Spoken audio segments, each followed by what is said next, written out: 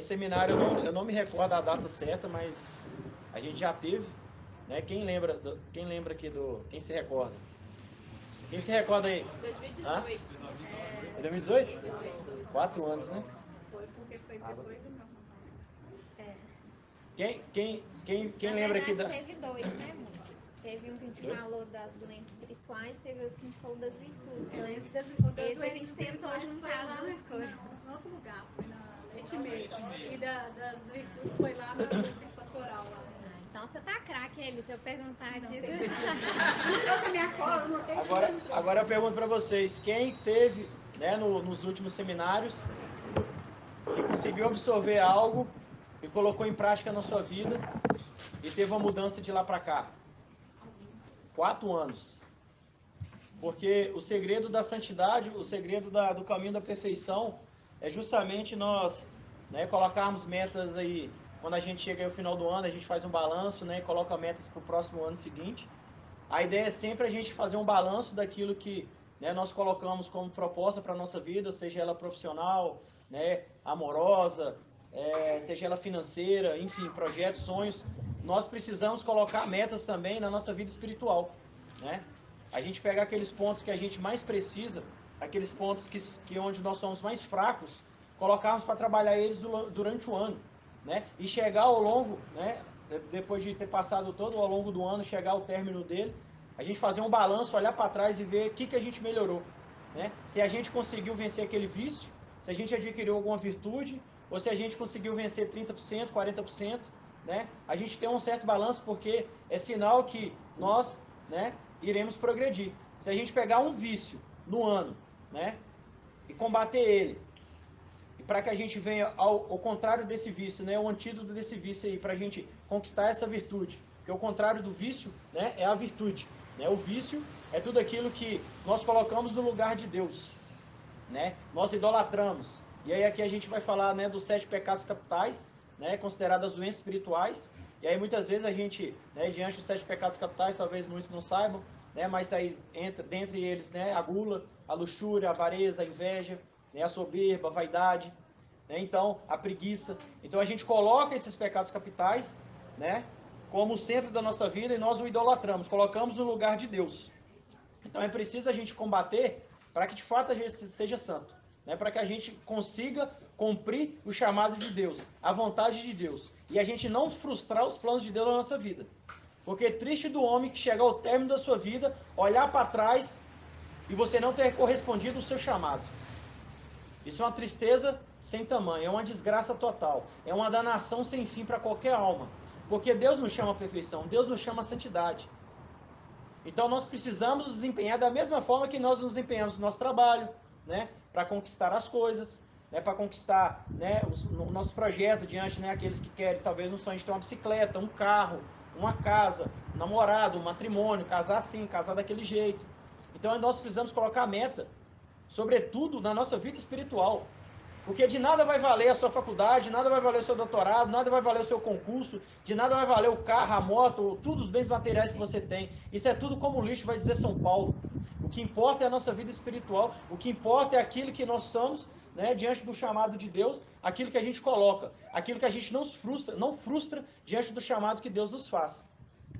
E nós precisamos combater os nossos vícios, né? Por isso que aqui no meio da oração eu já pedi a Nossa Senhora para nos dar perseverança. Porque aqui, né, talvez, né, não quero fazer um juízo de ninguém aqui, mas talvez os novatos ficaram assim, vamos lá ver como é que é, né? Tal vício de virtude é um tema diferenciado, seja muito bem-vindo, mas que vocês perseverem. Porque aqui, uma das coisas que eu me recordo em 2018, né, como foi 2018 mesmo, né? Que no primeiro dia nós colocamos uma chamada como doenças espirituais. O que brotou de gente naquele, era no centro pastoral aqui da Santo Antônio, né? Tinham, sei lá, quase 100 pessoas. Mas no primeiro dia, já no segundo já não tinha nem a metade. Então assim, talvez as pessoas esperavam algo tão diferente quando elas viram que nós iríamos combater o vício, né, das doenças espirituais, que são os pecados capitais, né, que são aqueles pecados cabeça, que derivam todos os outros. Aí as pessoas não perseveraram mais. Claro que outros talvez o motivo justo, mas diante de onde a gente precisa aprender, a gente precisa obter o conhecimento para que a gente pare de ofender o coração de Jesus. Porque mesmo diante daquilo que a igreja fala, diante do catecismo, da ignorância afetada, da ignorância invencível, né, aqueles que pecam propositalmente porque sabem e aqueles que não sabem, mas pecam e ofendem do mesmo jeito. De um grau diferenciado, mas todos são pecados. Né? Aí o catecismo vai esmiuçar isso, da ignorância invencível e ignorância afetada. Né? Aquelas pessoas que pecam sem saber, mas é um pecado. E aquelas que sabem que é o pecado. E aí que tá aí que se torna, né, um agravante do pecado. Porque se você sabe, você tem um pleno conhecimento, um consentimento, comete de forma deliberada, consente naquilo, aí sim é um pecado muito grave, e isso é uma desgraça para nós, porque rompe a nossa amizade com Deus. A nossa alma está apartada de Deus. O Espírito Santo é expulso da nossa alma. Então nós precisamos lutar de forma, né, de uma determinada determinação, como vai dizer Santa Teresa d'Ávila, contra esses vícios, contra esses pecados. Talvez muitas das coisas que é travada na nossa vida, talvez muitas das coisas que a gente não consegue progredir, a gente não consegue dar passos, é porque nós estamos presos, muitas das vezes, nesses determinados pecados. Nós precisamos romper definitivamente, para que a gente possa galgar, para que a gente possa alçar voos, né, diante das coisas do alto, para que a gente venha crescer de fé em fé, para que a gente venha crescer na santidade. Porque, meus irmãos, os santos, né, que é onde nós não... Vai dizer São Francisco de Assis que a vida dos santos não é somente para ser admirada, mas é para ser imitada. Nós precisamos imitar a vida dos santos. Se os santos X, Y fizeram tal coisa, tiveram inspiração, Deus concedeu a graça, é porque eles fizeram também por onde? Por onde eles quiseram, eles se esforçaram. Da mesma forma que Deus não se vence em generosidade, vai dizer a Sagrada Escritura, os santos também não se vencem em generosidade. E eu e você somos chamados a sermos generosos com Deus. Nós precisamos ser generosos com Deus, para que de fato nós sejamos santos. E se a gente vai ser talvez um dia um santo de altar, não sabemos. Mas nós somos chamados à perfeição. Né? Quem pegou a liturgia de hoje, o final da primeira leitura falava isso. Sede perfeito como o Pai do céu é perfeito. Sede santo como eu sou santo, vai dizer o Senhor. Nós somos chamados à perfeição. E nós precisamos, diante do chamado à perfeição, romper com o pecado. Romper com aquilo que nos impede de crescer na vida espiritual. E muitas das vezes aquilo que nos impede é porque muitas das vezes a gente ofende o coração de nosso Senhor Jesus Cristo de acordo com o decálogo, com os 10 mandamentos. Nós ferimos os 10 mandamentos e nós machucamos o coração de nosso Senhor. E aí que cabe, né, nós fazermos, né, pegarmos também, né, diante do exame de consciência que a gente faz de acordo com os 10 mandamentos, a gente também, né, fazer um exame de consciência de acordo com os 7 pecados capitais.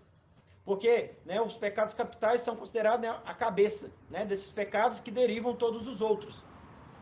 E só complementando aqui, o catecismo, né, ele fala que a pior ignorância é aquela que você quer permanecer na ignorância. Porque isso é uma grande... Você prova ali a sua falta de amor por Deus. Porque muita gente fala assim, não quero conhecer a Bíblia, ou não quero conhecer mais da doutrina, porque se eu conhecer, eu vou ter que praticar, né? E aí eu não quero renunciar a tal coisa, eu não quero desapegar disso, não quero desapegar daquilo. E essa é a pior ignorância. Porque você ali está provando o quanto que você não ama a Deus. Porque se você amasse a Deus, você queria ter o conhecimento das coisas para você retificar a sua vida e parar de ofender a Deus. Então, essa é a pior ignorância, quando a gente não quer sair do erro, quando a gente não quer obter conhecimento. E o catecismo fala muito da importância da gente formar a nossa consciência. E como que a gente forma a nossa consciência? Estudando a doutrina da igreja, né? Porque hoje em dia está muito na moda as pessoas falarem assim, mas para mim isso não é pecado. Eu não acho que isso é pecado. Mas não é questão de achar ou não. O certo ou errado não é opinião. Existe uma verdade acerca do que é certo e acerca do que é errado. E muitas vezes a gente não quer conhecer essa verdade, para a gente não ter que adequar a nossa vida a ela. Né? Então, estudar o catecismo, né? A gente buscar conhecimento mesmo das coisas de Deus, da doutrina católica, tudo isso é prova do nosso amor por Deus. Porque se amamos a Deus, nós queremos fazer a vontade dele. Nós queremos agradar ele. Né? Aqui está aqui o Gustavo e a Priscila recém-casados. Né? Quem está casado, muitas vezes a gente gosta de fazer alguma coisa para agradar o marido, gosta de fazer um prato que o marido gosta. Né? Por que você faz isso? Porque você ama. Então, quando nós amamos, nós queremos agradar a pessoa amada. A gente quer fazer o que a pessoa amada gosta e a gente também deixa de fazer o que a pessoa amada não gosta. Né? E também pegando o exemplo dos dois recém-casados, né? No início do casamento você vai descobrindo, né? Que às vezes o seu marido gosta de deixar a toalha em cima da cama molhada, exemplo, né? E aí... Ou a esposa, né? Ou a esposa. E aí você vai vendo que a pessoa não gosta daquilo, né? E você vai procurando adequar as suas atitudes de acordo com o que a pessoa gosta ou não gosta, né? Porque você não quer incomodar a pessoa, você não quer desagradar a pessoa. Então, isso tudo é prova do nosso amor. E da mesma forma, né, em um grau muito maior, nosso relacionamento com Deus. A gente tem que ir buscando tirar da nossa vida tudo que desagrada a Ele e acrescentando à nossa vida o que agrada a Ele. Porque é isso que prova se nós amamos a Deus ou não. Né? Então, esse estudo, gente, que nós vamos fazer aqui ao longo desses dias, é muito importante para a gente ir adequando a nossa vida mesmo de acordo com a vontade de Deus.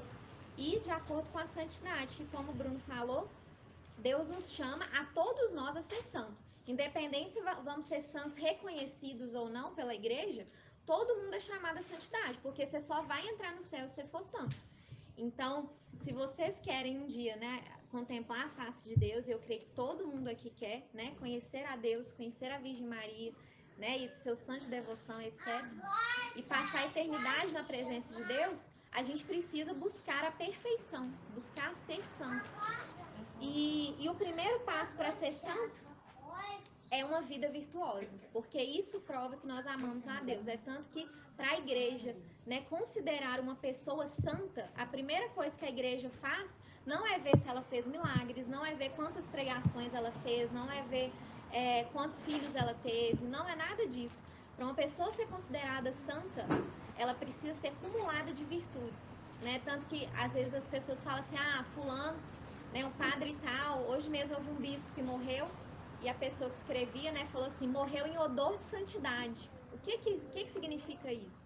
Uma vida claramente virtuosa, uma vida que você vê ali Deus na vida daquela pessoa, né? Então, isso que é odor de santidade, né? Uma vida virtuosa. Então, a gente tem que buscar, né, aprender essas coisas para ir adequando a nossa vida, né, em relação às virtudes e tirando, né, os vícios que nós temos. E a base, né, que nós traremos aqui, né, diante desse seminário, né, são consideradas como as doenças espirituais, né, em cima dos 7 pecados capitais, né, reforçando aqui para quem, né, ainda não sabe, os 7 pecados capitais a gula, luxúria, né, avareza, inveja, preguiça, vaidade, que é a soberba da vida, né? A vaidade e a ira. Os 7 pecados capitais. E são 7 doenças, irmãos, que todos nós temos.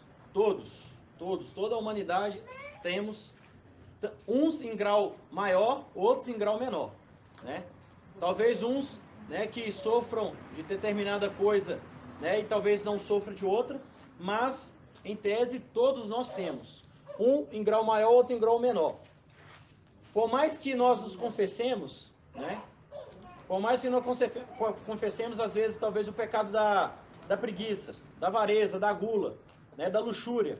Você confessou, você está perdoado, né, diante do seu exame de consciência, tal, o padre foi lá, te absolveu. Só que aquela tendência a continuar com aquele pecado, ela vai permanecer, ela vai persistir, né? É uma doença que é como uma diabetes que não tem cura e você precisa controlar ela e é um tratamento. Você consegue viver com ela, né? Só que diante do tratamento você, né, conseguindo cumprir todos os requisitos que é pedido pelo médico, né, diante daqueles que têm a diabetes, vai ser controlado e você vai saber conviver com elas até o fim da vida. Correto?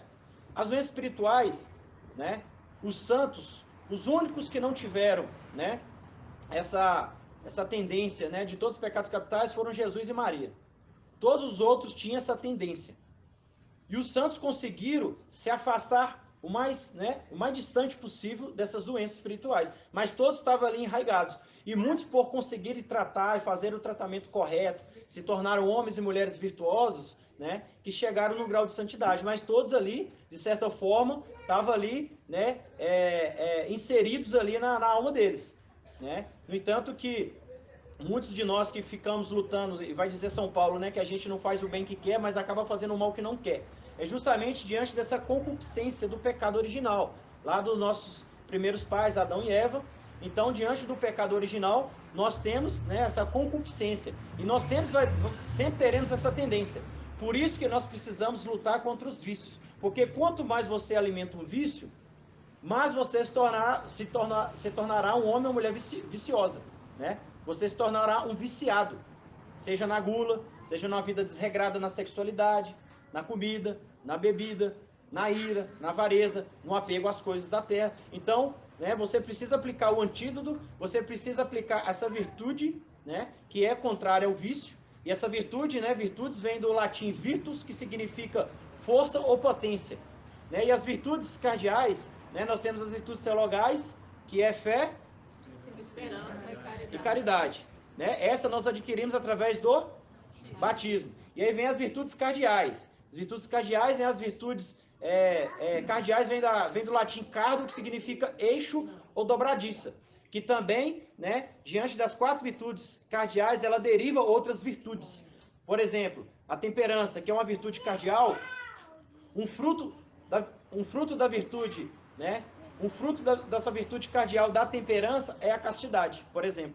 Então, assim, dentro de outras cabeças de virtudes, aí no caso aqui são as principais virtudes, né? Como o exército do inimigo lá dos 7 pecados capitais, e tem os cabeças, né? Vamos dizer, os generais, e tem os outros, todo, né? Ramifica ali, dando todos os outros tipos de doença. E também tem os exércitos, né, do lado bom, que poderemos considerar essas 4 virtudes cardeais, que deriva todas as outras.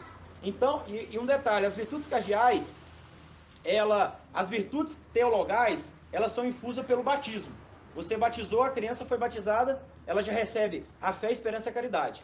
E aí é um presente que ela precisa ao longo do tempo ir se desenvolvendo, né, abrindo esse presente para que ela tenha mais fé, para que ela tenha mais esperança e mais caridade. As virtudes cardeais já tem um detalhe. Deus precisa ver seu esforço. E aqui que está o X da questão. Não é você, né, em casa, de braço cruzado, sentado no seu sofá, assistindo televisão, assistindo um jogo, assistindo uma novela, que você, eu quero as virtudes, ela vai vir e pronto, acabou. Deus precisa ver o seu esforço. Você precisa lutar para ser um homem forte. Você precisa lutar para ser uma mulher forte. Você precisa lutar para ser justo. Você precisa lutar para ter a temperança. Você precisa lutar para ser prudente, que é as 4 virtudes cardeais. Então precisa de um esforço, precisa querer, né? E aqui já podemos considerar uma atitude forte de cada um que aqui está.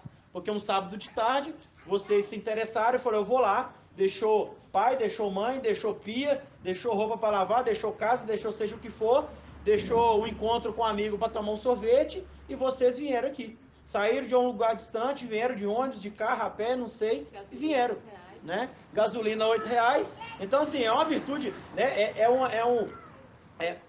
um esforço, né? Uma atitude, né, de esforço, considerado, né, forte. Então, para que, né, com esse esforço, com a graça que Deus tem reservado para mim e para cada um de nós, né, para a gente não desperdiçar.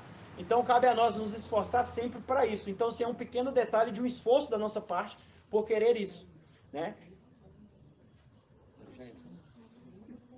E quem trouxe a Sagrada Escritura aí? Levanta ela aí para me ver. Foi pedido para trazer a Sagrada Escritura. Então, assim, né, talvez aí passou despercebido, né, espero eu. Não quero fazer o juízo de ninguém que esqueceram de forma proposital, porque como bons cristãos católicos do grupo Manaim, né, não podemos fazer feio para quem está retornando aí depois de 10 anos, né, para quem está vindo aí depois de tanto tempo. Nós temos que ter o hábito, né, sobretudo para um grupo de oração, para um encontro de jovens, né, a gente precisa ter a Sagrada Escritura, e foi pedido justamente para a gente poder refletir, porque com toda certeza, se a gente marca aqui capítulo, versículo, muito provável, ninguém vai olhar isso depois em casa. Então, é um momento oportuno, né? Como diz meu pai, o cavalo selado passa na porta uma vez só, então nós já temos que montar nele na hora. Se nós estamos aqui, nós já temos que preparar, já estudar, já meditar a palavra, ver o que os santos falam, o que a igreja fala, o que Jesus nos traz. Então vamos tomar vergonha na cara e vamos trazer a Sagrada Escritura, né? Já que se pedir o catecismo já é até demais, né? Mas vamos lá. Quem trouxe, quem não trouxe, fica do lado de quem trouxe aí, né? O Evangelho de São Mateus, no capítulo 4. Evangelho de São Mateus, capítulo 4, versículo 3. Amém? Misericórdia. Tem gente tomando cor da Bíblia aí, hein? Mateus 4. Evangelho de São Mateus, capítulo 4.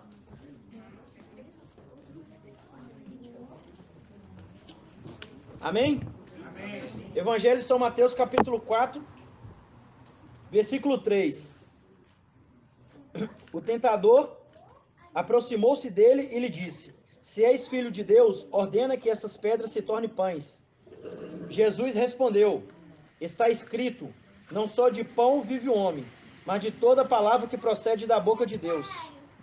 O demônio transportou a cidade santa, colocou no ponto mais alto do templo e disse-lhe: Se és filho de Deus, lança-te abaixo, pois está escrito, ele deu a seus anjos ordens a teu respeito. Eles te protegerão com as mãos, com cuidado, para não machucares o teu pé em alguma pedra. Disse-lhe Jesus: Também está escrito, não tentarás o Senhor teu Deus.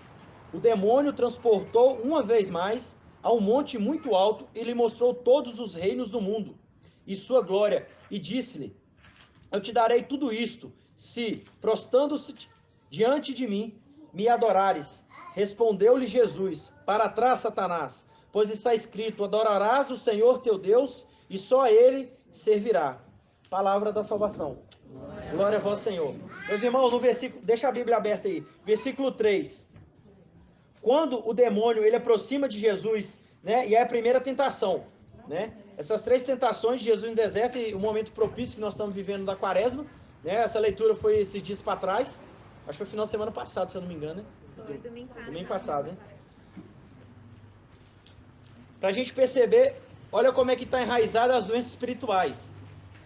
E na primeira forte tentação, né, quando Jesus estava entrando para a quaresma, né, entrando ali para poder viver os 40 dias no deserto, a primeira tentação do demônio foi justamente depois que Jesus, né, depois dos 40 dias que ele jejuou, 40 dias e 40 noites, teve fome. E aí veio um demônio oferecendo o quê? O prazer da comida. E aqui está relacionado o primeiro pecado que nós vamos trabalhar hoje aqui, a gula. Né? O demônio oferece o prazer da comida. Bom, Bruno, comer não é ruim. Ou é? É ruim, Gabriel? Comer é bom demais, né? Mas qual que tá o detalhe, a gente vai esmiuçar aqui para vocês entenderem. Para a gente poder, né, entender. Nesse primeiro ponto do versículo, que o demônio ele tenta o Cristo através do prazer, né? Primeiro ponto é a gula. E aí vai lá no versículo 5, logo abaixo. Aí o demônio, pela segunda vez, ele transporta Jesus à cidade santa, coloca no ponto mais alto, né? E tenta Jesus: se és filho de Deus, lança-te aqui embaixo. E aí aqui, né? O demônio que sabe das escrituras, né? O demônio, como vai dizer a carta de São Tiago, né? Que até os demônios, eles creem e tremem, né? Que não é somente só crer em Cristo, né? Que os próprios demônios, eles creem e sabem das escrituras, ele tenta em cima do Salmo 90, né? Que vai colocar anjo do teu lado, vai te proteger, vai te guardar.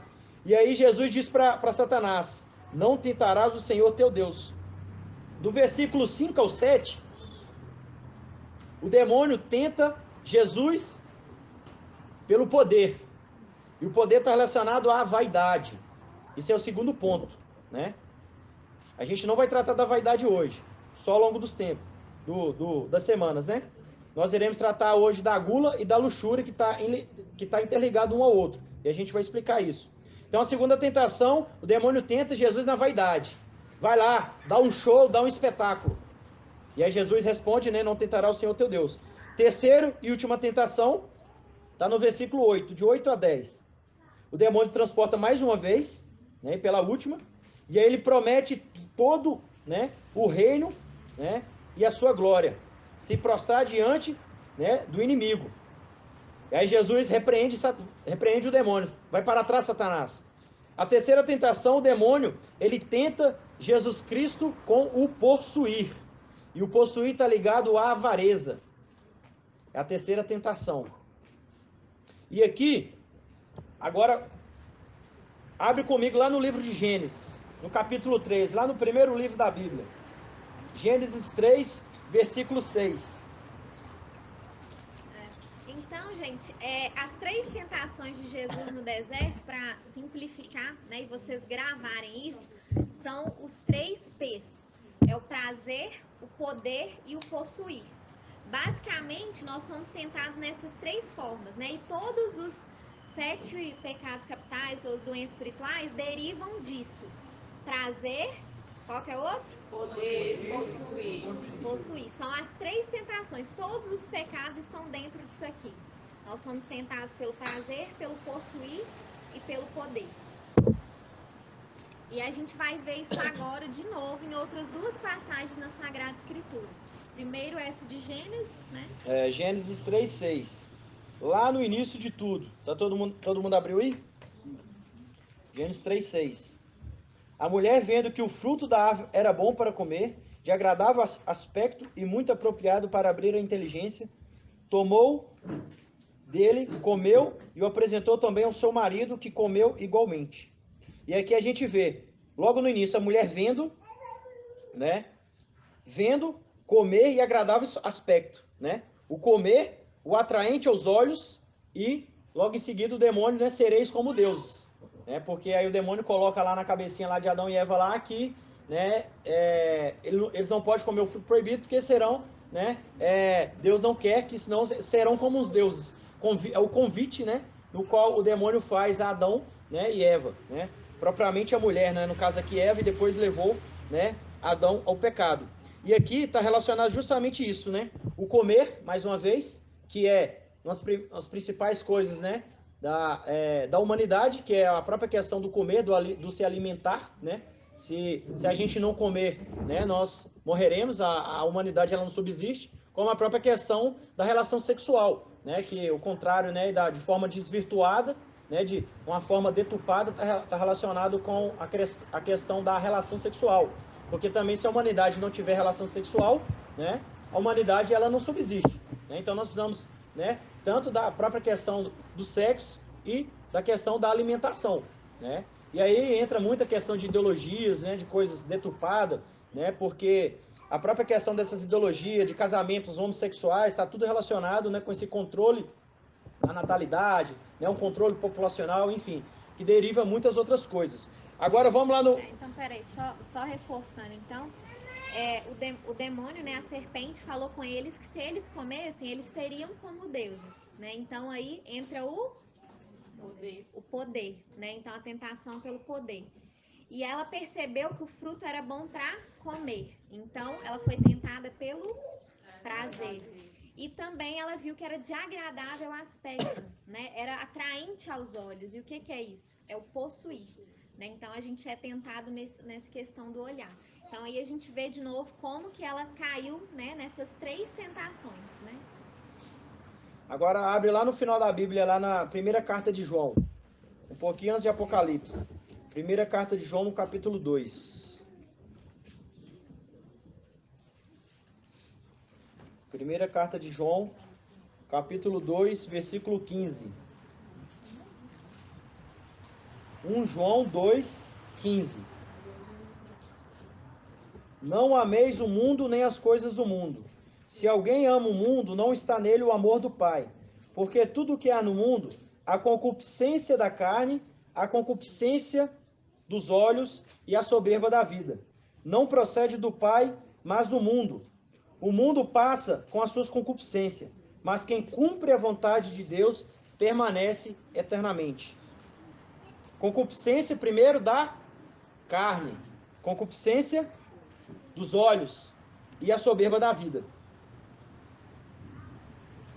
E aí então, gente, a gente vê que a concupiscência da carne é de novo o prazer. A concupiscência dos olhos é o possuir. E a soberba da vida é o poder. Novamente a gente retorna, né, essas três tentações principais aí que todos nós sofremos, tá? Não tem ninguém aqui que não tenha todas essas tentações, todas essas tendências.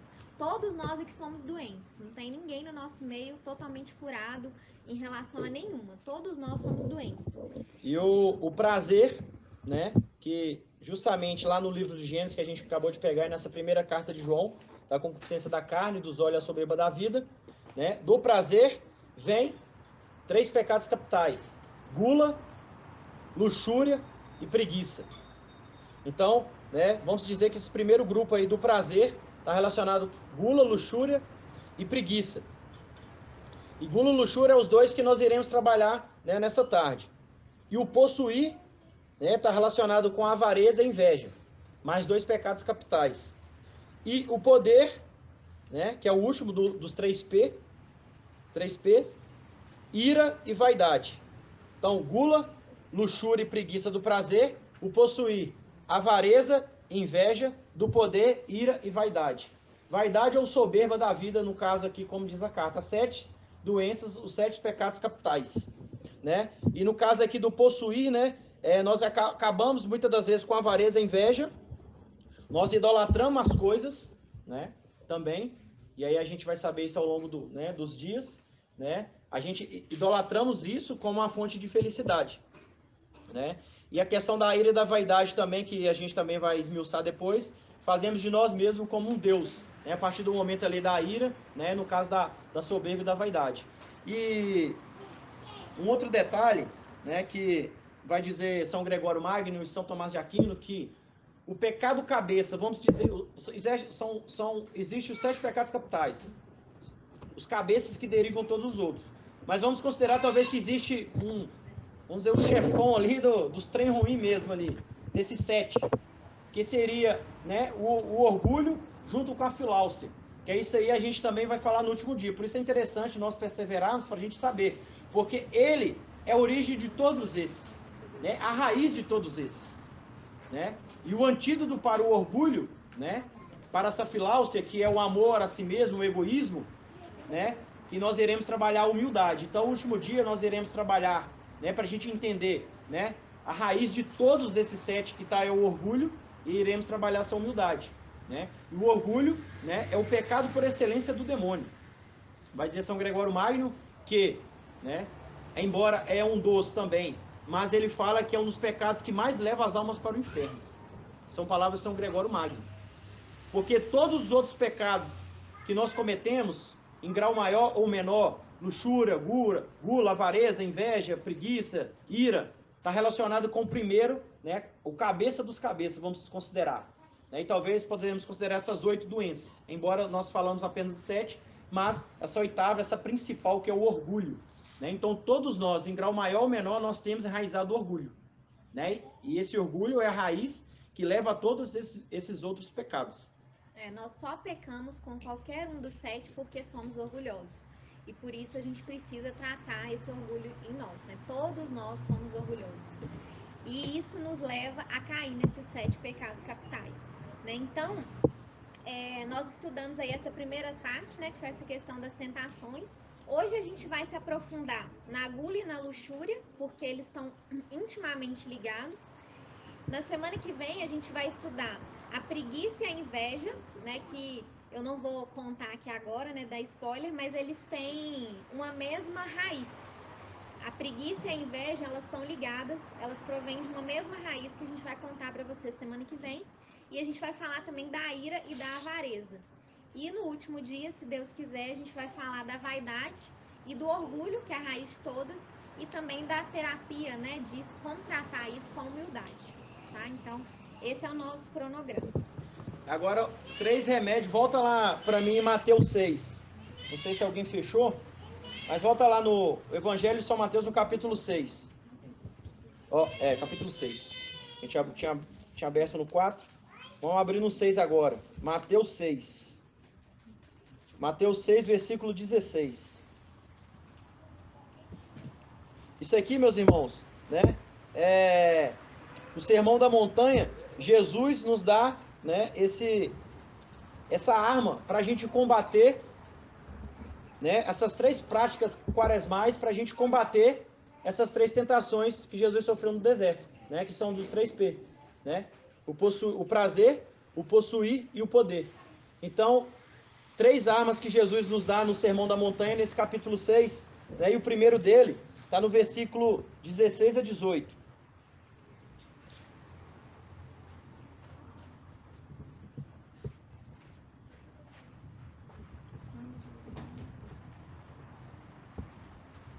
Agora aqui. Você marcou errado, né?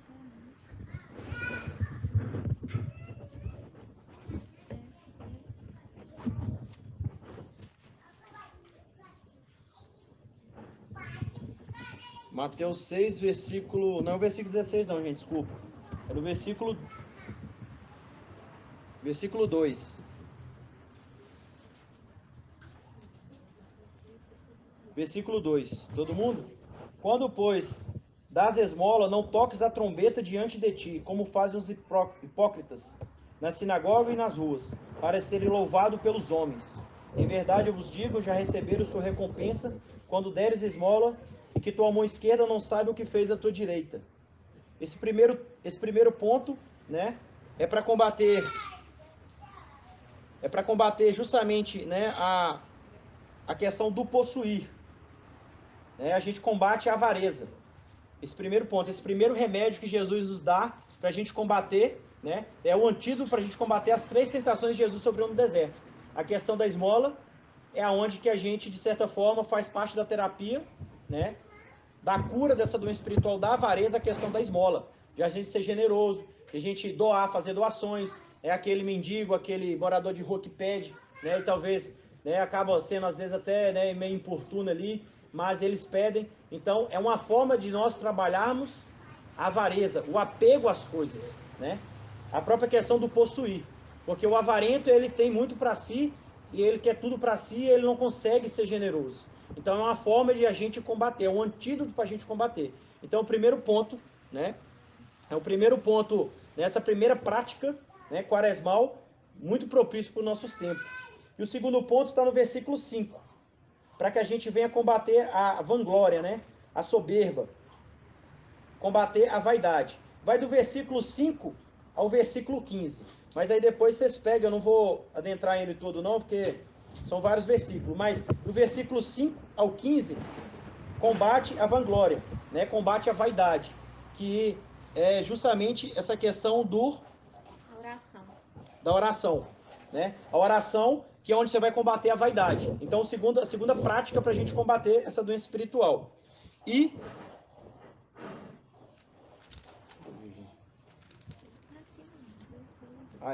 agora é o 16. A gente tinha falado no início. Agora é ele. Mateus 6,16.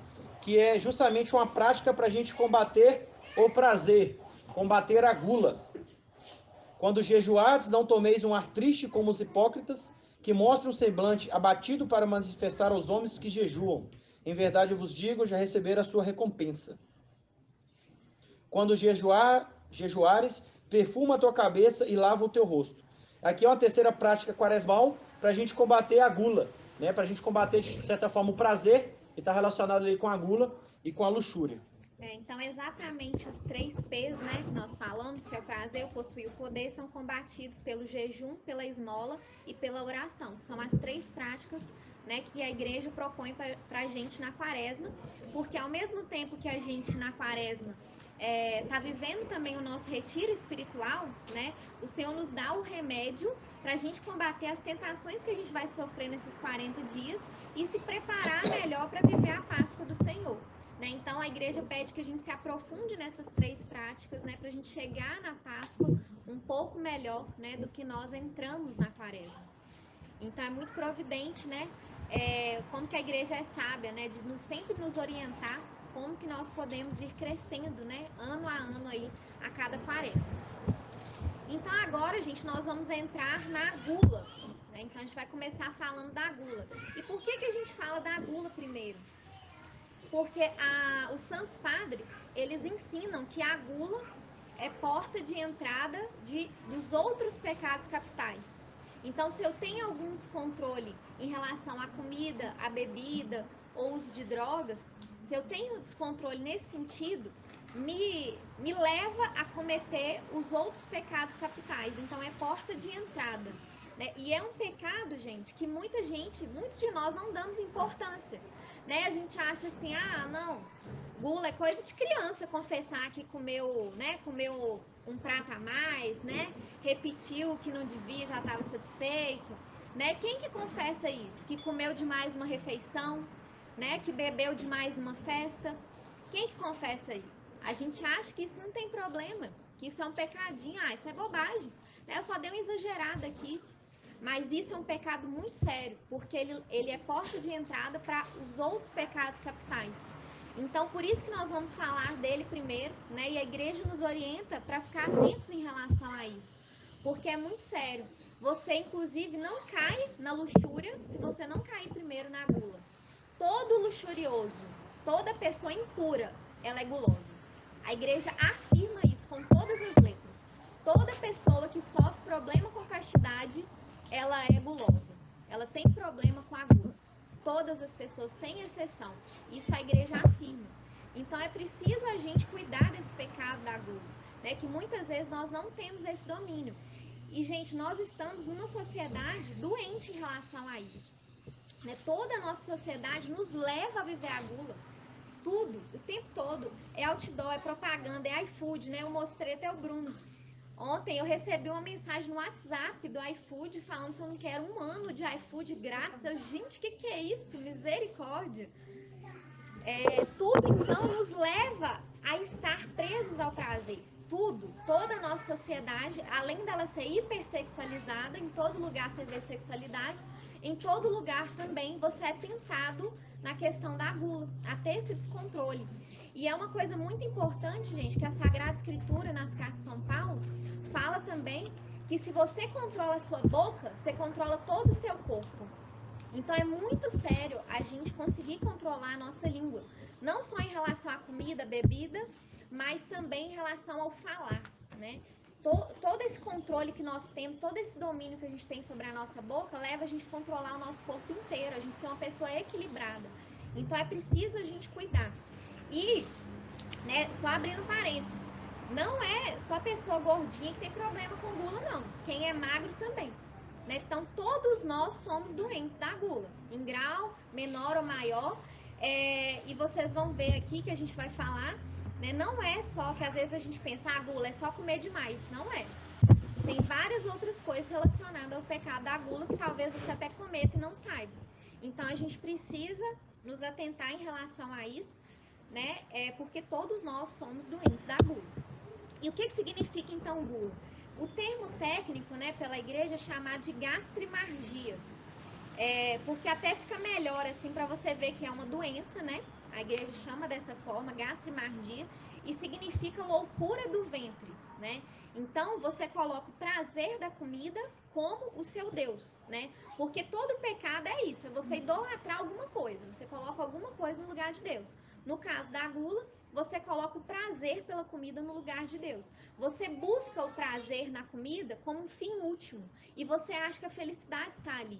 Que a felicidade está no fundo do prato, no fundo do copo. Né? Que a felicidade está nas drogas. E não está. Nós não iremos encontrar felicidade ali. E por que a nossa sociedade está doente disso? Porque a nossa sociedade nos educou a achar que a felicidade é sinônimo de prazer. Então, quanto mais prazer eu tenho, mais feliz eu sou. A nossa sociedade nos levou a acreditar nisso, que é uma grande mentira, né? E por isso nós buscamos o prazer o tempo todo, né? A gente busca o prazer em tudo. A nossa sociedade toda nos educou nesse sentido. Nós crescemos nessa sociedade hedonista. A nossa geração é hedonista. A gente busca o prazer a todo custo, né? E a gente quer ter prazer em tudo. Em tudo que eu como, em tudo que eu faço, em tudo que eu vejo. É tanto que eu tenho dificuldade de eu permanecer, por exemplo, num trabalho que eu não gosto. Eu tenho dificuldade de fazer uma coisa que eu não gosto. Eu tenho dificuldade de acordar cedo, de dormir mais cedo. Porque tudo isso me incomoda. E a gente foi educado para não fazer nada que nos incomoda. A gente só quer fazer o que nos dá prazer. Né? O que a sociedade fala hoje? Se não der certo, separa. Se o seu marido encher o saco, separa. Por quê? Você não tem que passar por isso, você não precisa sofrer, é só o prazer a todo custo. Então nós fomos inseridos nessa, né, nós nascemos nessa atmosfera aí de hedonismo. Então a gente tem que trabalhar muito para poder nos eliminar disso dentro de nós, né? Essa questão do prazer é muito forte em nós, né? A gente só quer realmente o prazer em tudo. Então, gente, não é gula, né, esclarecendo para vocês, todo desejo de comer, né? Você ter vontade de comer, né? Você gostar de uma coisa gostosa, né? Isso em si, né, propriamente, né, não é, a princípio não é gula, né? É normal. É tanto que se fosse assim, né, se Deus quisesse que a gente não sentisse prazer na comida, ele não teria nos dado papilas gustativas, né? Seria só uma coisa assim mecânica e você não sentiria gosto de nada, né? Então, não é isso.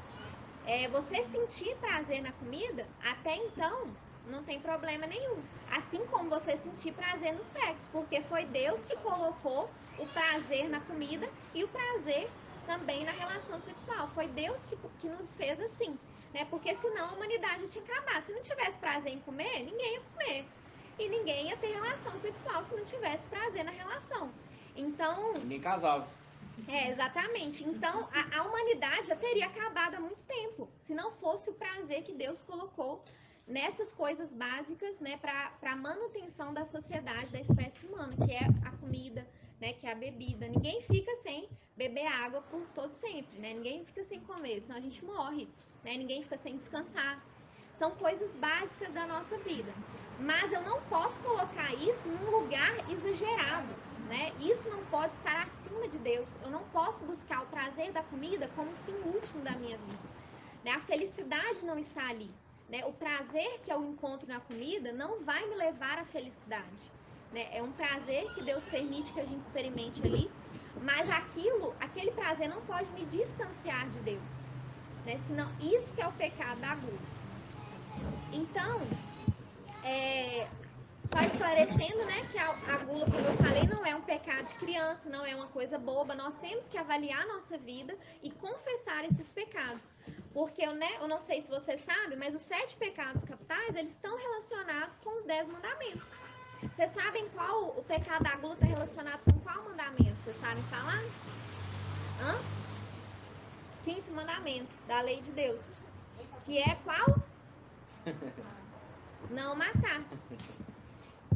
Por que está relacionado com não matar? Porque não significa só eu matar os outros, né?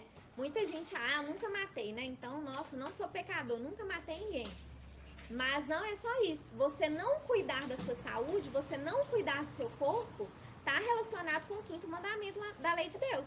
Porque eu estou me matando, eu estou me destruindo, né? A pessoa que é viciada em drogas, ela está pecando com o pecado da gula no 5º mandamento da lei de Deus. Ela está se autodestruindo por esse hábito, né, de consumir drogas.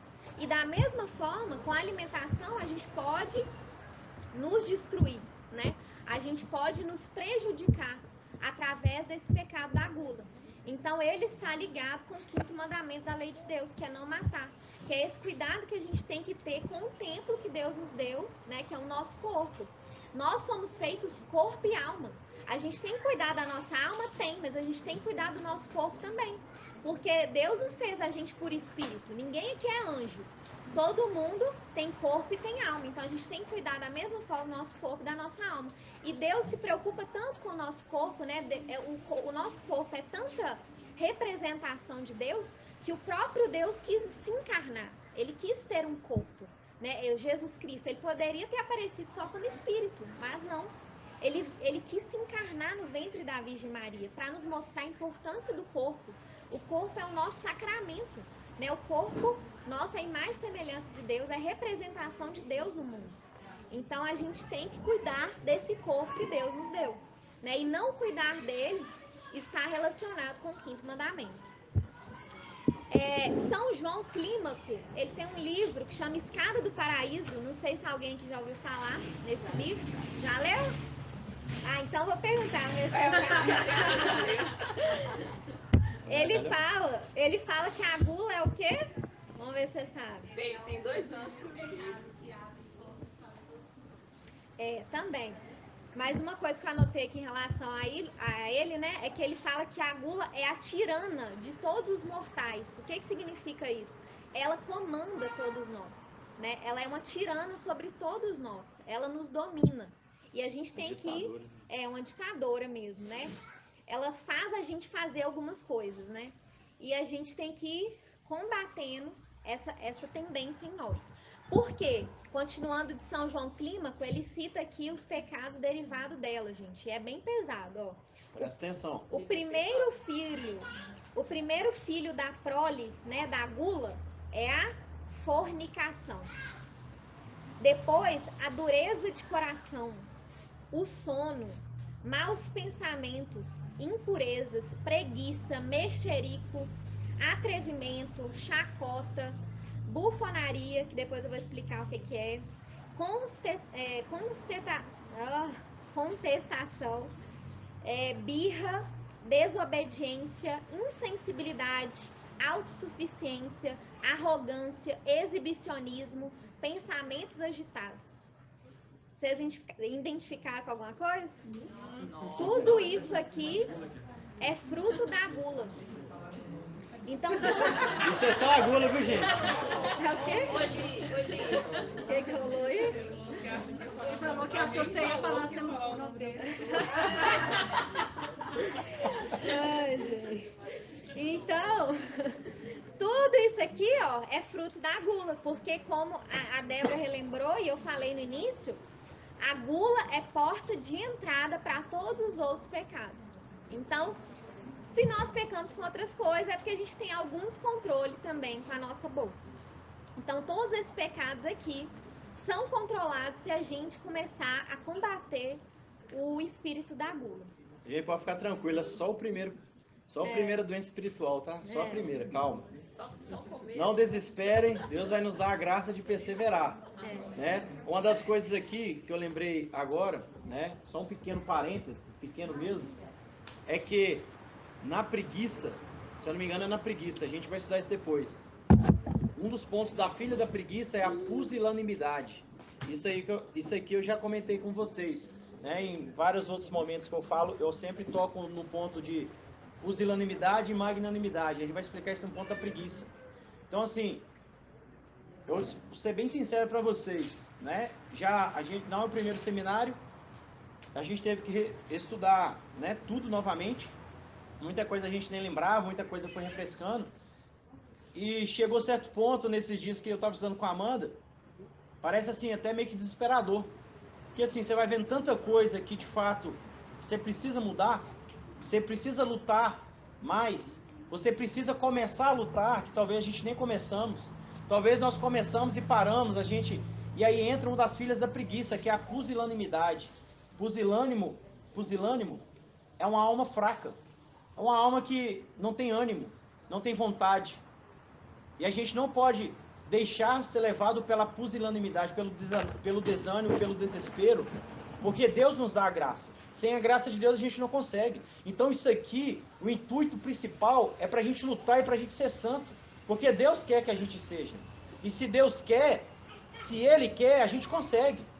Então já é uma vitória cada um de nós estarmos aqui escutando hoje. Né? Talvez, não sei se todos vão conseguir perseverar, mas se não conseguirem, procurem, né? A gente pode passar as fontes que a gente viu aqui, porque a gente simplesmente estudou aqui o que não é nada da nossa cabeça, nós estamos só sendo papagaio de pirata, repetindo o que a igreja já falou, o que Cristo já falou, e o que os santos já falaram. Que se vocês não vierem, procure saber das outras doenças espirituais, porque isso é muito importante. E que a gente não deixe nos abater pelo desespero, porque o demônio ele quer nos desesperar. Ele quer tirar a nossa esperança, que a gente não é capaz de lutar contra a gula, que a gente não é capaz de lutar contra a avareza, a luxúria, enfim, todos os outros pecados. Mas é possível. Né? Nós, como cristão católico, consagrados, filhos de Nossa Senhora, que rezamos o nosso rosário, que comungamos Cristo, ao menos no domingo, nós precisamos ter essa força e acreditar que é possível. Nós precisamos ser melhores, não para mostrar para os outros que somos melhores, mas para nós mesmos e para Deus. Mostrarmos que somos capazes para a gente viver uma vida melhor, porque muitas das vezes a gente vive uma vida medíocre, uma vida totalmente desordenada diante de tudo aquilo que a gente está falando, e a gente vive como qualquer um. A gente não dá o nosso máximo, a gente não é um homem e nem a mulher ainda que Deus que é para nós. Talvez aqui, muitos aqui na média de 30 anos, talvez um pouco mais. E aí? Olha para trás. Será que você está correspondendo o chamado de Deus na sua vida ou você está frustrando os planos de Deus? Se você está frustrando, ainda há tempo. Vamos mudar a partir de hoje. Vamos fazer igual Santo Expedito. É hoje. Vamos começar a colocar propósito hoje. Ah, a quaresma já começou, eu vou esperar a quaresma ano que vem. Não, começa hoje. Deus sabe do seu coração, mas pega firme, de uma forma determinada, porque vale a pena. É lutar contra todos esses vícios que nós temos todos, em grau maior ou menor. No maior ou no menor intensidade, todos nós temos todos esses pecados. E aí, reforçando aquilo que eu falei com vocês, né, que os santos padres da igreja, os primeiros padres, eles falavam que nem todo guloso, né, nem toda pessoa que tem problema com a gula, ela tem problema com a castidade, mas toda pessoa que tem problema com a castidade tem problema com a gula. Por isso que a gente começa combatendo a luxúria, vencendo o pecado da gula, né, controlando a questão da gula. Então, gente, o prazer da comida nos deveria falar sobre Deus, nos deveria nos aproximar de Deus. Né? Quando eu como a boa comida, eu deveria conseguir ali dar glória a Deus por isso, relembrar do Criador. Porque todas as coisas que Deus criou são para a gente lembrar do amor dele por nós. Então, a beleza da natureza, né, os animais, as comidas, tudo isso é para nos lembrar que existe um Deus e que ele nos ama. Né? A gente até canta na música do Manaim que a natureza dá sinais do amor de Deus. Né? Então é isso mesmo, todas as criaturas nos deveriam falar do Criador. Né? A gente deveria usar das criaturas para relembrar do Criador, né? Para adorar o Criador. Nenhuma criatura pode ser obstáculo para o meu relacionamento com Deus. E é isso que acontece aqui com a gula. Né? Eu transformo a comida, a bebida, como algo tão desordenado que me afasta de Deus, ao invés de me aproximar de Deus. Né? Então, o prazer de uma boa comida, né, nos deveria aproximar de Deus, deveria levar a gente a ter gratidão a Deus, a louvar a Deus através daquela comida. E muitas vezes não é assim. A gente busca essa comida, a gente busca o prazer da comida para preencher alguma coisa em nós. Né? Pessoas mesmo que sofrem com ansiedade, né, elas estão o tempo todo comendo para preencher algum vazio. Né? E isso está relacionado com a doença da gula. Porque eu acho que a minha felicidade está na comida. Né? Da mesma forma, uma pessoa que tem problema com álcool. Né? Ah, nossa, hoje tive muito problema, né? Eu quero beber para esquecer. Né? Isso é uma desordem. Né? Então, eu busco ali a minha felicidade, como se ali tivesse algo que pudesse me preencher. Né? Isso é o fazer da comida, da bebida, um Deus para mim. Né? A gente até conhece muitos moradores de rua, né, Fé das Missões, a gente vê que muitos não querem sair da rua. Eles querem estar ali, mesmo tendo perdido tudo. Perderam família, perderam trabalho, perderam tudo, mas eles não querem sair dali, porque eles são viciados na droga. Né? Então, eles não querem largar aquilo. Né? A droga afastou eles totalmente de Deus, da família, do trabalho, de tudo que eles tinham, de filhos. Né? Já conversou com moradores de rua que até os filhos eles abandonaram a esposa, abandonaram tudo por causa da droga. Né? E muitas vezes nós temos esse relacionamento autodestruidor também com a comida e com a bebida. E a gente tem que tomar cuidado com isso. E o que acontece, gente, com a gula, né? Se nós não controlamos, nós nos tornamos assim, a gula e a luxúria, elas nos tornam semelhantes aos animais. A gente fica totalmente movido pelos instintos. Né? Eu fico totalmente movido pelo que eu quero o tempo todo, pelos meus desejos, né? Pelos meus impulsos, seja sexuais, seja carnais, né? Seja da boca. Eu fico o tempo todo, tudo que eu quero fazer, né? Eu coloco em prática e não é assim, né? Isso está errado. Então a gente precisa entender, né, que a nossa felicidade não está no fundo do prato, nem no fundo do copo, né? Essas tendências em nós, né, de comer e ter a relação sexual, em si, elas não devem ser inibidas, né? A igreja ensina isso. Nós temos que canalizar essas energias que nós temos, essas forças que nós temos, para Deus. A gente tem que ordenar isso. Mas não são em si coisas ruins, né? Não desagrada a Deus, né? Você experimentar um prazer, como eu estava falando, uma comida, ou experimentar um prazer numa relação sexual dentro do projeto de Deus, né? Isso, a princípio, não é pecado. Então a gente tem que entender essa diferença, né? A gente só tem que ordenar isso. Isso não pode me afastar de Deus, né? Isso não pode ser um obstáculo ao meu relacionamento com Deus. E os problemas com a gula, gente, eles não serão resolvidos, né? Que muita gente acha, né? A nossa sociedade também está tão doente nesse sentido, que muitas vezes a gente acha que o problema da gula vai ser resolvido com inibidor, né, de apetite, vai ser resolvido com cirurgias bariátricas, com medicamentos, mas não. A cura da gula está na virtude cardial da temperança. Não está em tudo isso aqui, né? É tanto que a gente vê, eu não sei se vocês conhecem algum caso, mas eu tenho na minha família mesmo um caso de pessoas que fizeram cirurgia bariátrica, né? Pelos estatísticas, né? Mais de 70% das pessoas que fazem cirurgia bariátrica, elas voltam a ter o mesmo peso que elas tinham antes. Gente, isso é muito sério, isso é mais de 70% volta a ter o mesmo peso. Porque o problema não era no estômago, o problema começa aqui, né? O problema está... Ali não foi resolvido o problema, né? Só temporariamente, mas não foi resolvido, não foi tratado, né? Então, é preciso a gente buscar a virtude cardial da temperança. E São Gregório e São Tomás, eles resumem em 4 formas que a gente pode pecar em relação à gula. Então, a primeira delas é a primeira coisa que vem à nossa cabeça, em relação à quantidade, né? Então, se eu como em excesso, eu estou pecando com o pecado da gula. Ou se eu bebo em excesso. Gente, toda embriaguez é pecado mortal. Todas as vezes, se eu tenho consciência, né? Se eu tenho consentimento, se eu tenho os requisitos para ser mortal, é pecado mortal. Toda embriaguez, né? Eu perco o controle e bebo em excesso. Eu perco o controle e como em excesso. Isso é a primeira forma da gente pecar com o pecado da gula. É a quantidade. Eu comer mais do que o meu corpo precisa. Eu não ter esse controle sobre a quantidade. Né? Acontece muito da gente sair, né, da refeição com aquela sensação de, nossa, comi demais. Né? Já aconteceu com vocês isso? Que a gente sai da refeição, nossa senhora, eu acho que eu exagerei. Isso é pecar contra a gula. Eu não tive o controle, eu não tive domínio sobre mim. Né? Eu deixei a comida me dominar. Estava tão gostoso que eu comi demais. Então, essa é a primeira forma da gente pecar com o pecado da gula. A segunda forma é pela qualidade. É quando, né, são as pessoas que só querem comer coisas gostosas. Só tem essa tendência, e a nossa sociedade está muito doente nesse sentido. A gente só quer comer o que a gente gosta. A gente não quer comer nada, né, que desagrade o nosso paladar. Né? Tudo tem que ser muito saboroso. Né? Tudo tem que ser com muito tempero, muita gordura, né? Muito creme de leite, tudo assim. Porque se não for saboroso, for uma comida simples, eu não consigo comer. Né? E aqui tiveram algumas pessoas que fizeram o retiro do Verbo encarnado, né? Algumas pessoas aqui já fizeram o retiro de silêncio. Você fez, né? Lá é sofrimento. Tô tentando lembrar quem que fez.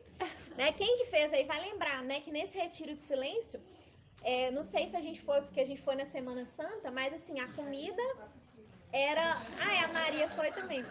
A comida, assim, era totalmente simples, e assim, sem sabor praticamente nenhum. Tinha farofa de chuchu. Assim, nossa senhora.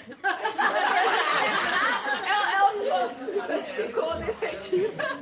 Assim, a gente viu claramente que tiveram pessoas que sofreram muito nesse retiro por conta... Quem mexeu demais nesse ponto.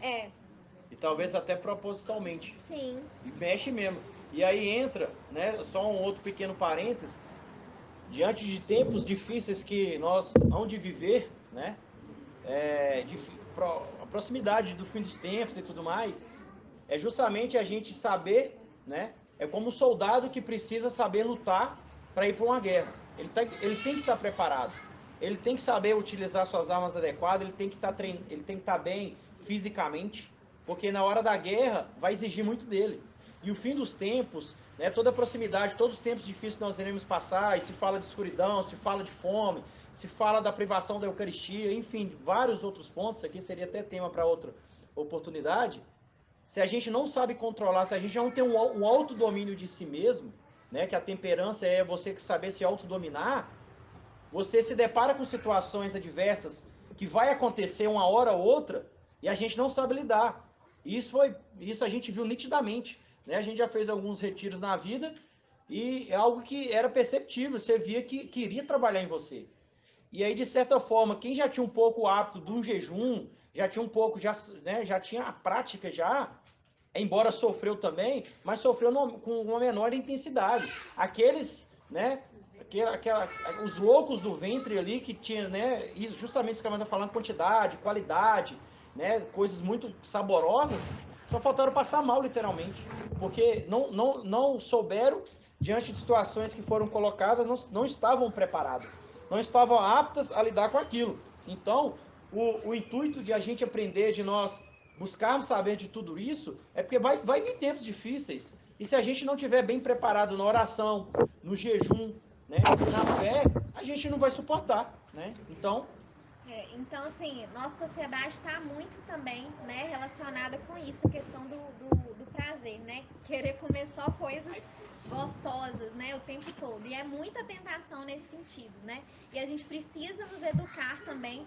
por isso o papel importante aí dos pais, né, e mães, ensinar desde cedo a criança a comer de tudo. Porque se você não aprende criança, mais velho, fica muito mais difícil você reeducar o seu paladar a comer de tudo. É muito mais difícil. Mas é possível também. Mas é muito importante o papel dos pais educar as crianças, insistir, ter paciência.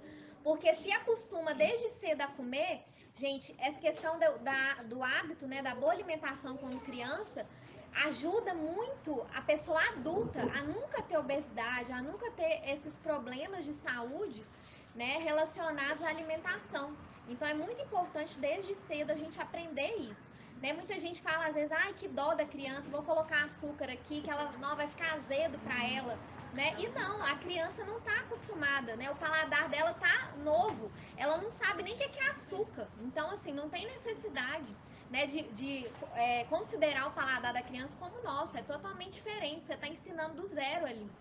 Então é muito importante essa questão, porque vocês vão conseguir, né, formar os filhos como pessoas mais equilibradas, né, em todas as virtudes, se ela consegue aprender a comer o que ela não gosta também, né? Então a gente vê como nós somos tentados nessa questão da qualidade, comer só o que é gostoso, né, de comer só coisas agradáveis ao nosso paladar. E se você só come, né, é muito seletivo na sua comida, como eu sei que tem gente aqui, isso está relacionado também, né, com o pecado da gula. Terceira coisa é a questão do requinte.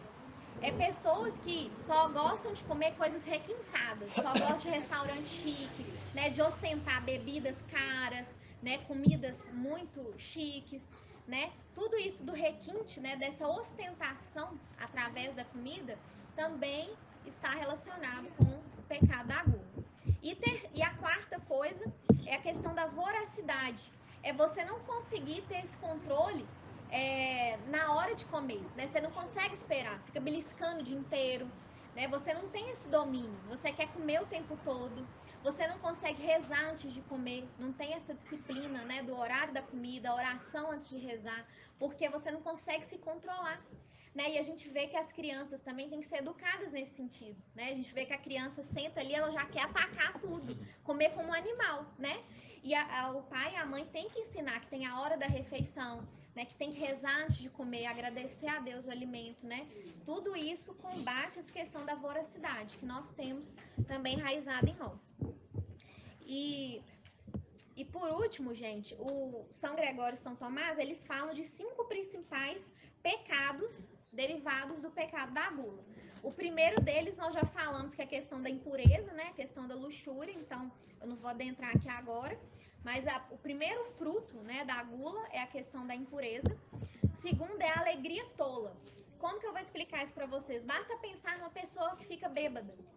Ela não fica com alegria. É o bobo alegre. Exatamente. Fica boba alegre. Você, nossa, que coisa, né? Feia. Piada de mau gosto, piada com malícia. Aí fica aquele trem chato, É meio tanto que insuportável. muitas pessoas bebem para ficar mais solto, né?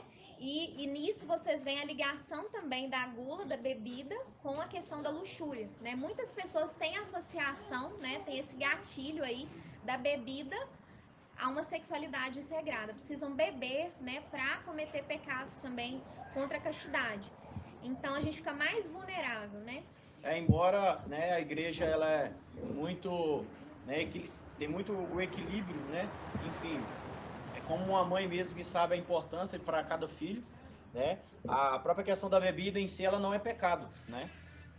Vai dizer, eu não lembro o livro aqui na Sagrada Escritura, mas fala que um bom vinho alegra o coração do homem, né? Então, não tem nada de errado, né? Uma boa cerveja para quem gosta, um bom vinho, só que tudo está na questão do próprio equilíbrio, que é uma sociedade que vive, né? Que tem uma sociedade doente, que é difícil nós termos, né? O equilíbrio, de certa forma, de viver, né? Uma vida virtuosa. Então, muitas das vezes, aqueles que gostam de uma boa cerveja, de um bom vinho, acabam exagerando. E aí, num exagero desse, é porta, né? Como vai dizer, né, os santos, que a gula é porta para outros pecados, e diante de uma alegria tola, como foi esse primeiro ponto, já vem as piadas maliciosas, já começa, né, uma conversa, né, a pessoa já fica muito mais à vontade, então é a porta para outros pecados, né? E aí começa, né, diante de, né, muitas das vezes, né, acaba até moças, né, que virgens que vai para um carnaval fora de época, por exemplo, né, que preferem encher a cara para ter o contato com a sua primeira vez. Isso é muito normal, né, acontecer, né, embora muito estarrecedor diante de uma sociedade que vive, né, o sexo como o próprio Deus, que é uma coisa que está ligada à outra. Então, né, aqueles que bebem, aqueles que gostam, né, tem que tomar um certo cuidado com isso também, porque se exagerar, né, você abre porta, né, abre para outros pecados, e sem contar o próprio pecado da gula, né? O próximo aí, o terceiro, é a bufonaria, né? Que eu falei que eu ia explicar para vocês. Chama bufonaria. Bufonaria. B-U-F-O. Que é a pessoa que fica com piadas inconvenientes, né? Por causa do pecado da gula, ela começa a ter piadas inconvenientes, desafogar, né, as suas frustrações, porque ela vê que a comida ali não trouxe o que ela esperava, né? Você sente prazer ali na hora, mas depois vem aquela ressaca, né, da bebida e da comida. E por causa da frustração, você acaba humilhando os outros, né? Piadas desagradáveis mesmo, né? Que humilha as outras pessoas. Então, isso está relacionado também com o pecado da gula. Como eu falei com vocês, o comer e o falar está muito relacionado. Então, se eu descontrolo na comida, eu descontrolo também na minha fala. Nas piadas inconvenientes, né? Do uso da língua aí. A quarta é a tagarelice.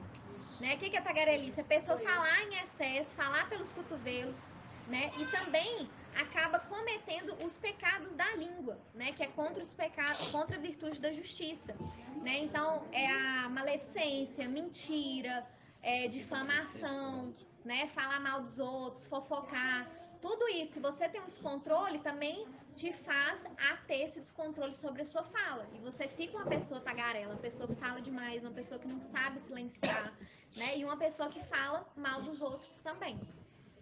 Então, da mesma forma que a gente precisa moderar o comer, a gente precisa moderar também esse prazer de falar. Porque falar dá prazer, gente. Falar mal dos outros, você sente um certo prazer ali. Então, é preciso moderar isso, porque isso desagrada a Deus e nos afasta de Deus. E por último, é a mente embocada. É uma mente pesada, né? Toda vez que a gente come, né, depois do almoço, não dá uma pesada no corpo, né, que dá uma vontade até de tirar um cochilinho depois do almoço? O corpo fica pesado quando a gente come demais. E da mesma forma, a nossa alma também fica pesada.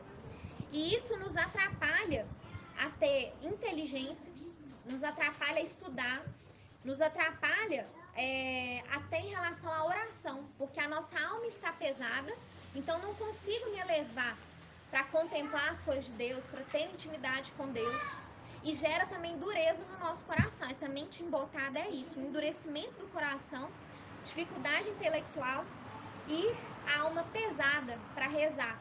E os santos padres, eles observaram que os monges que comiam demais na hora das refeições Na hora da oração, o que acontecia? Eles ficavam com sono. Eles não conseguiam rezar como deveriam. E aí os padres, né, começaram a fazer associação que esse descontrole na comida estava relacionado com uma sonolência excessiva na hora da oração também. Nos atrapalha, porque você não consegue concentrar, sua alma está pesada por causa do pecado da gula. E agora vamos para a terapia da gula, né? Como que a gente pode vencer? A gente já falou aqui da virtude cardial, né, da temperança. É a principal aí virtude que combate a gula. Quem quiser anotar, no catecismo, no parágrafo 1809, né, fala da virtude da temperança, né? É um equilíbrio, é uma harmonia que existe entre a nossa dimensão espiritual e a dimensão corporal do homem, que é o que eu falei com vocês. A gente não é só alma, a gente é corpo e alma. Então a temperança nos ajuda a viver esse equilíbrio entre o corpo e a alma. E ela modera essas nossas tendências instintivas que a gente tem, né? Que é bem parecido com os animais, o comer, né, a relação sexual. Então ela modera, né, esses instintos que nós temos, nos ajuda a moderar. E essa ânsia de prazer que nós temos. Então a temperança nos ajuda, né, a aliviar essa ânsia que nós temos de prazer o tempo todo. Mantém equilibrada essas tendências que a gente tem, né, em relação ao prazer. As desordens da temperança são duas. Né? A primeira é você usar o bem para o mal, né? Porque como a gente estava falando aqui que o desejo de comer em si é um bem, não é um mal. Mas muitas vezes a gente usa esse bem para o mal e a gente torna aquilo que era para nos servir, né? A comida era para estar a nosso serviço, ela se torna a nossa tirana, ela se torna um senhor nosso, né? Então, aquilo que era para a gente ter domínio, na verdade, ela que tem domínio sobre nós, e isso está errado. Né? Isso é uma desordem na temperança. E aí vamos para algumas atitudes práticas que eu anotei aqui.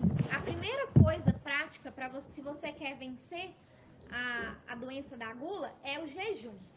É a primeira forma de combater, né? Porque assim como todo carro ele tem um freio, né? Então todo carro, não existe carro sem freio, né? Se você tiver com problema no seu freio, você não vai conseguir andar. Você vai ter que parar com o seu carro e levar na oficina.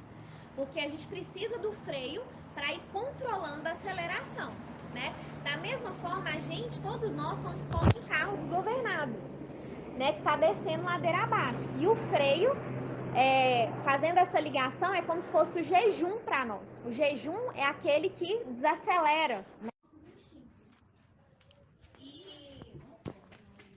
E aí, São Tomás de Aquino, né? Ele fala de 3 razões para a gente fazer o jejum. A primeira é para amortecer a nossa concupiscência. Então, já adentrando aqui, o jejum também nos ajuda na luxúria. Também é um dos remédios da luxúria. Ele ajuda a amortecer a nossa concupiscência, porque eu vou ensinando para o meu corpo que nem tudo que ele quer, ele pode. Então, através do jejum, eu vou educando o meu corpo, eu vou ensinando ele a ter domínio. Ó, você quer comer, mas você não vai comer. Eu consigo me dominar. Então, o jejum vai dando essa disciplina para o nosso corpo que está desgovernado pela concupiscência. O segundo motivo, né, para a gente fazer jejum é para elevar a nossa alma a Deus, né? Como eu falei com vocês que toda vez que a gente exagera na comida, a gente tem dificuldade na oração. Da mesma forma também, toda vez que eu jejuo, eu tenho mais facilidade de ouvir a Deus, de ter intimidade com Deus. E prova disso, né, a gente vê aquela passagem de Daniel, que é muito famoso o jejum de Daniel, que ele ficou 21 dias em jejum e oração, né, e ao final ele teve aquela visão de Deus, né, que é muito bonita. Então, nos ajuda, né, o jejum nos ajuda a elevar nossa alma e a Deus. A nossa alma fica leve, né? E o terceiro motivo também é para reparar pecados, né? O jejum ajuda a reparação dos pecados. E isso é muito claro na Bíblia. Quando as pessoas, né, pecavam, elas faziam jejum, vestiam-se de cinzas, né? Enfim, elas faziam penitências para reparar, para que Deus tivesse misericórdia dos pecados que elas cometeram. Então, todos nós, gente, precisamos jejuar. E não só quando a igreja manda, né? Que são 2 vezes no ano só que a igreja manda. Mas se a gente ficar só nessas 2 vezes, a gente não vai conseguir controlar o nosso carro desgovernado. Então a gente precisa passar a ter essa prática do jejum para governar melhor o nosso corpo, para ter maior domínio sobre nós mesmos. E São Tomás e Santo Agostinho, né, eles falavam que a gente precisa observar. Se nós sofremos com a gula, olha um ponto importante que cada um precisa se analisar. Se você tem dificuldade de se abster de algum alimento quando necessário, né? Por exemplo, eu sou louco com chocolate. Se eu tenho dificuldade de me abster dele, por exemplo, durante a quaresma, né? Não sei se aconteceu com vocês, mas às vezes acontece. A pessoa fala assim, eu não vou fazer propósito de tal coisa não, porque eu não vou aguentar ficar sem aquela coisa durante 40 dias. Isso significa que você está sofrendo do pecado da gula, porque você está apegado a esse alimento, né? Isso está relacionado.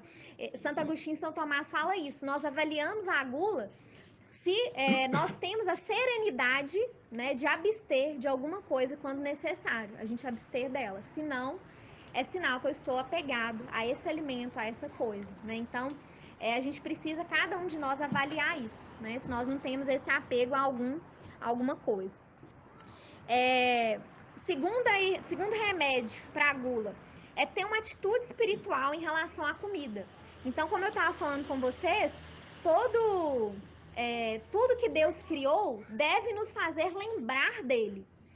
Então, a atitude espiritual em relação à comida é o quê? Eu enxergar Deus nos alimentos mesmo. Eu ter essa ação de agradecer, de louvar a Deus pelas coisas que Ele criou, de louvar a Deus por aquelas refeições, né, por aquilo que eu tenho oportunidade de comer. Nunca colocar aquilo no lugar de Deus. Eu sempre ver aquilo como uma obra do Criador. E eu saber louvar a Deus por aquele alimento que Ele está nos dando ali. E por isso a importância da gente rezar sempre antes das refeições, né? A gente ter essa prática. E muitos cristãos não têm essa prática de rezar sempre antes de comer qualquer coisa. Isso está relacionado também com a cura, né, da doença e da gula. Tem um caso muito bonito na vida de São Domingos Sávio, quando ele tinha 4 anos, gente. Olha o tamanho da santidade dele. Com 4 anos de idade, uma vez chegou visita na casa dele, e aí ele sentou à mesa, né, com todo mundo, a mãe dele, né, os pais serviram a refeição, e aí as visitas começaram a comer. Ele ficou tão assustado com aquilo que ele levantou da mesa imediatamente e ele foi pro quarto dele super triste. Né? Aí os pais ficaram sem entender nada, continuaram lá com a visita. Quando as visitas foram embora, né, os pais foram conversar com ele. E aí ele falou que ele não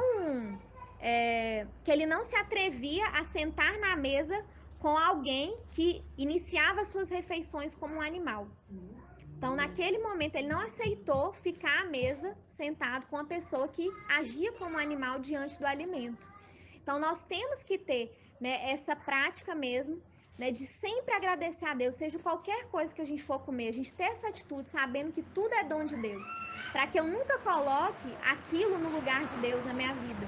Né? Então, faz parte do tratamento a gente ter essa atitude espiritual, né, com a comida. A terceira coisa é a gente nunca se empanturrar. A gente nunca sair da mesa com essa sensação que comeu demais, que exagerou. A gente ter esse controle. E os santos padres, eles ensinavam, inclusive, que o ideal é sempre a gente levantar da mesa com um pouquinho de fome. Você ainda quer comer mais um pouquinho, mas você já tá bom. Já pode levantar da mesa, porque o nosso corpo, ele tem um certo delay, vamos dizer assim, para sentir a sensação de saciedade. Demora um pouquinho a gente sentir que tá saciado. Então, se falta só um pouquinho, é sinal que você já tá bom, porque daqui a pouco você vai ver que já era o suficiente. Se você comer um pouco mais, você já vai ficar depois com aquela sensação, não, exagerei. Não devia ter comido mais, não devia ter repetido. Atrapalha, né, já a nossa próxima refeição. Então, a indicação, né, dos santos padres é que a gente sempre acabe a refeição sentindo um pouquinho de fome. Se a gente acha que deve comer aquele um pouco mais, você dá uma controlada, porque aquilo depois você vai sentir que você exagerou. E cuidado para quem tem esse costume de repetir, porque isso também está muito relacionado. Às vezes a gente tem esse vício de repetir, porque quando você coloca o prato a primeira vez, já é uma quantidade que você está imaginando que seja suficiente ali para você comer. Mas aí a gente tá tão viciado que a gente, nossa, vou comer mais, tá tão gostoso, vou comer mais. Aí a gente repete, né? Então, cuidado com esse vício de repetir também, né? Muitas vezes essa repetição já é um exagero da nossa parte, já é uma falta de domínio. É igual na casa da avó da Amanda. Toda vida que vai lá, tem que repetir. Então eu já coloco uma quantidade menor, porque eu sei que eu vou ter que repetir. Se porque não se é não desfeita, repetir, né? nossa senhora, tem que lavar até o pé, tem que lavar até o pé dela pedir perdão. Porque tem que repetir, é um banquete e você tem que repetir, porque você, é sinal que você não gostou se você não repete. Né?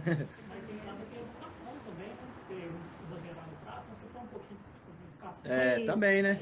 Não ficar aquele padre, ó, aquele prato pedreirão, né? Aquele prato arrumado de cara, é serra.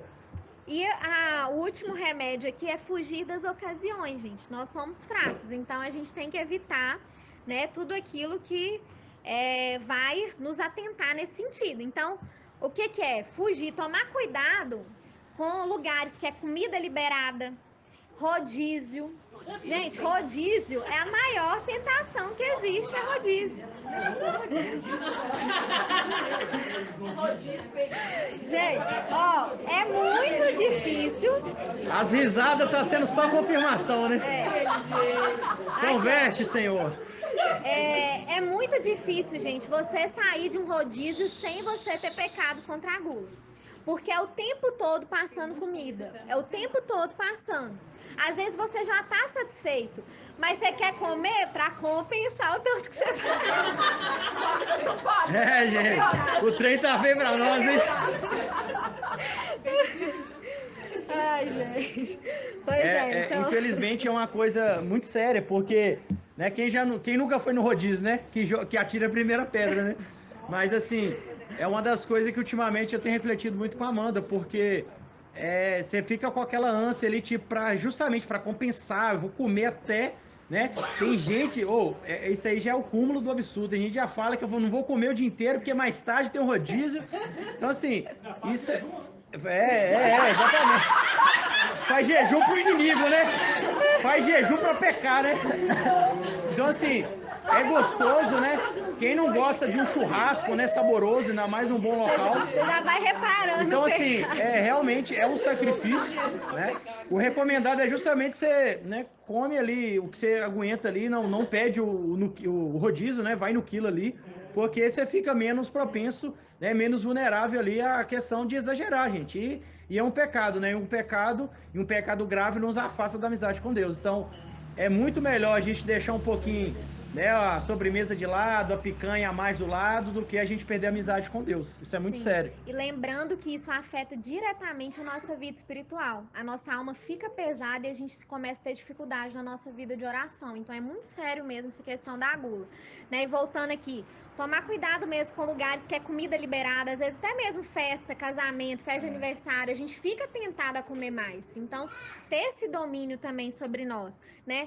Hoje está acontecendo muito nos fast food também, que negócio, você paga um valor, é refil de bebida, né? Você paga um valor e aí você pode beber à vontade o refrigerante. Pode ir lá encher toda hora. Compra um, seu leva copo 3. de refrigerante. Cuidado com isso, porque isso você vai exagerar, né? Nós somos fracos, a gente tem que reconhecer a nossa fraqueza. Então você está se colocando ali numa situação de risco, né? Isso é proposital. Os fast foods, eles foram criados para nos viciar. Coloquem isso na cabeça de vocês. Todo fast food foi criado para nos viciar. Então a gente tem que tomar cuidado com isso. O cupom essas de estratégias desconto, cupom deles, de promoção. Todas as estratégias do fast food é para nos deixar viciado, para que você não pare de comprar com eles, para que você crie o hábito de continuar comprando. E acontece muito também nesses aplicativos, promoção, tipo assim, um sanduíche é 20, 2 é 25. Aí você, vou comprar 2, que compensa mais eu comprar 2. E com isso você vai viciando. Então tem que tomar cuidado, essa questão de aplicativo hoje em dia também é um caso sério. É coisa assim, é uma grande tentação mesmo em relação à gula. Então, nós temos que ter controle sobre isso. Eu estava comentando com o Bruno, eu quero deixar de indicação para quem quiser assistir depois sobre essa questão dos fast food. Tem um documentário que chama Super Size Me. Tem no YouTube, tem nesses aplicativos de vídeo também, de filme. Chama Super Size Me. Foi um cara lá dos Estados Unidos, né? Pra quem não sabe, lá nos Estados Unidos o nível de obesidade é altíssimo. Lá é muito séria essa questão da obesidade. As doenças relacionadas à alimentação, porque lá o fast food, assim, tá bem mais avançado que aqui. Né? O nosso querido amigo Igor ali, ó, quando foi pra Sofreu lá... disso, né, Igor? Sofreu, né, Igor? Não, o Igão voltou gordinho dos Estados Unidos. Então, assim, lá a cultura é muito mais, né, relacionada ao fast food do que aqui no Brasil. E nós estamos caminhando para isso. Né? A cultura brasileira também está caminhando para isso, mas lá já está mais avançado do que a gente. E nesse documentário fala sobre isso, né? Um cara, ele resolveu ficar um mês, ele quis fazer uma experiência para mostrar o mal dos fast food, né? Ele fez uma experiência de 30 dias só comendo McDonald's. Durante 30 dias. Gente, os médicos, né, fizeram acompanhamento, ele fez exames antes para fazer depois, para poder avaliar, né? Os próprios médicos, durante o processo, aconselharam ele parar, que ele corria risco de morrer em menos de um mês.